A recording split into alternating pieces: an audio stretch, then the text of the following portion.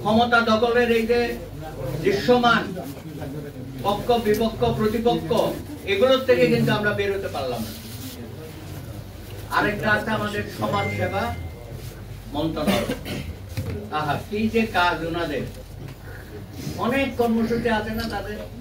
এখন সার্বিক মুর্শিদুল এটার দায়িত্বে আছে। ভাই দয়া করে একটু আমাদের দিকে তাকান মাননীয় উপদেষ্টা, কি কর্মসূচি আছে আমাদের সামাজিক সুরক্ষার জন্য প্রবীণদের? স্বাস্থ্য খাতে কি ব্যবস্থা রেখেছেন? রাইট ভাই বলবেন, কাশ্মীরিতে এই সেক্টর এখন দেখবে ভবিষ্যতে আরো গুরুত্বপূর্ণ দায়িত্ব পালন করবে। আপনার হসপিটালগুলোতে কোনো ব্যবস্থা আছে প্রবীণদের জন্য? আলাদাভাবে কোনো কাউন্টার আছে? তাদের জন্য কোনো স্বল্পমূল্যে চিকিৎসার কোনো ব্যবস্থা আছে বিভিন্ন জায়গায়? আমি শুধু সরকারি না, বেসরকারি বলবো কত করে, সামাজিক দায়বদ্ধতা আছে না? সকলের তো দায়বদ্ধতা আছে।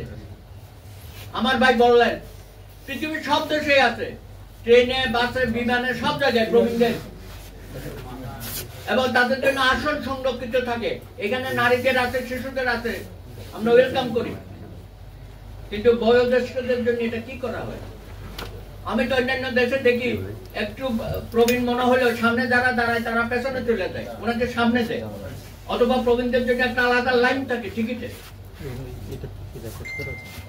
এবং যেখানে যাবেন সবাই কিন্তু আসন ছেড়ে দিয়ে বসে, সেটা যেখানে আপনি ওই থেকে যান সব জায়গায়। এই কালচারটা আমরা ডেভেলপ করতে পারি নাই এখানে।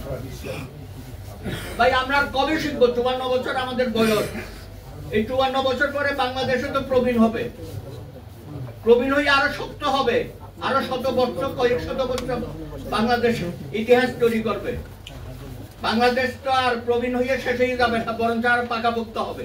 কিন্তু আমরা তো শেষ হয়ে যাব,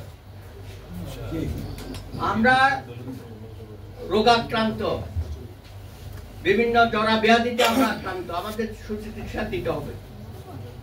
আর পরিবারের কথা আর কি বলবো? সবচেয়ে সবচেয়ে অনাদরের লোক হচ্ছে প্রবীণ ব্যক্তি। ছেলে মেয়ে একই।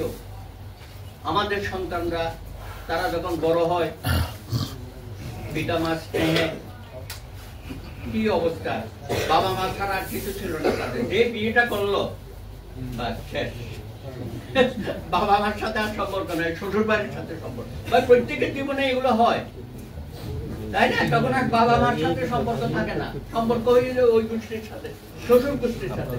এখান থেকে তো ছেলে মেয়েদেরকে বের করতে, তার প্রথম এবং নৈতিক দায়িত্ব হচ্ছে বাবা মাকে দেখভাল করা।